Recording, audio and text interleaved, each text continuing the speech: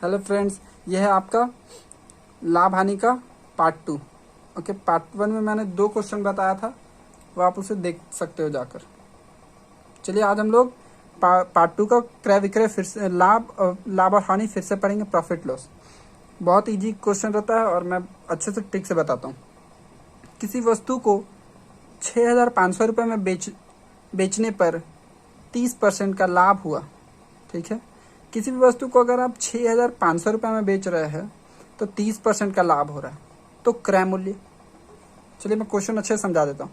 किसी वस्तु को आप 6,500 रुपये में बेचे, ठीक है, और 30% का लाभ हुआ, तो लाभ हुआ तो आप उसे अधिक में बेचे होंगे, है ना। तो अगर हम लोग को क्रय मूल्य निकालना है तो वो कम ही होगा, कम होगा। तो चलिए देखते हैं। पहले तो यहाँ क्रय मूल्य देख लेते। 100 रुपया हुआ होगा तो 100 में से हम लोग 30 में बेचे होंगे, 130 में। ये विक्रय मूल्य होता है। ओके, तो इसे हम लोग 100 पे था, हम लोग 130 में बेचे, ये 30% प्रॉफिट पर बेचे, ये 130 है। ओके, चलिए अब हम लोग देखते हैं हम लोग को क्या निकालना है। ये कॉस्ट प्राइस है और ये सेलिंग प्राइस है। हम लोग यहाँ क्या बोल रहा है, क्रय मूल्य ज्ञात करें। तो क्रय मूल्य तो ये है, तो जो भी बोलता है निकालना, इसे हम लोग ऊपर लिखते हैं। ओके, तो पहले देख लेते हैं कितना में हम लोग इसे बेचे थे।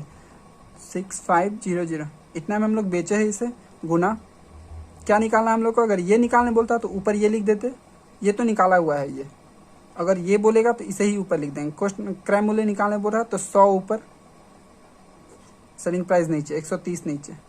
ओके, क्योंकि क्रय मूल्य बोला तो क्रय तो 100 ही 100 में खरीदे हम लोग। ये क्रय होता है, ये विक्रय होता है। तो 0 से 0 चला गया। 13 का टेबल आप 5 टाइम पढ़ोगे तो 13 × 65। ओके, अब 5 से ये सारा को गुणा कर देना।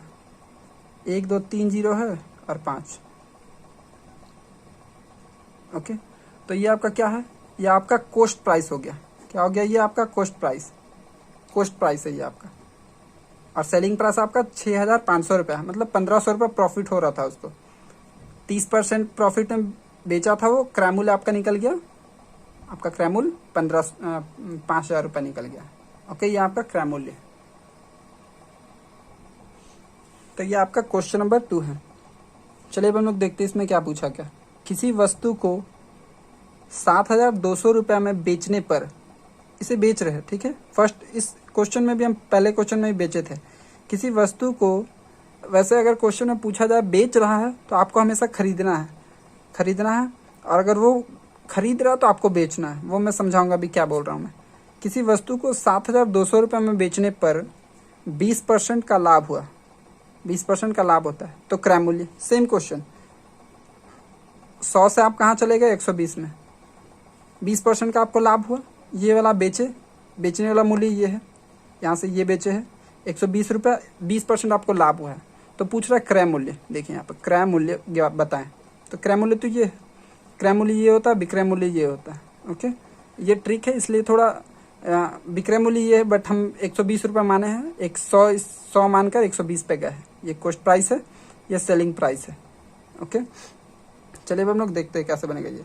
7,200, ये हम लोग का हो गया 7,200, 7,200 हम लोग को निकालना है क्रय मूल्य। तो जो भी निकालना रहता है उसे हम लोग ऊपर लिखते हैं, CP क्रय मूल्य।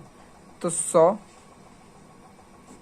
और विक्रय मूल्य नीचे, क्योंकि हम लोग को पूछा गया क्रय मूल्य तो क्रय मूल्य ऊपर, विक्रय मूल्य पूछता तो विक्रय मूल्य ऊपर, जो पूछेगा उसे ऊपर लिख देंगे। ओके, तो ये हम लोगों का हो गया है, ये 100 है, 100। तो चलिए 0 से 0 कट गया। फिर से 12 का टेबल में ये 72 कट जाता है, 12 छक 72। ओके, अब आप इसे गुना कर सकते हो। 6 6 और 3 0 है, ये आपका आंसर हो गया। आपका ये क्रय मूल्य निकल गया। ओके, ये आपका क्रय मूल्य निकल गया है। विक्रय मूल्य तो आपके पास 7,200 था, क्रय मूल्य निकल गया है। ओके, तो अगर आपको ये वीडियो अच्छा लग रहा हो तो आप इसे प्लीज़ सब्सक्राइब, लाइक और शेयर जरूर करें।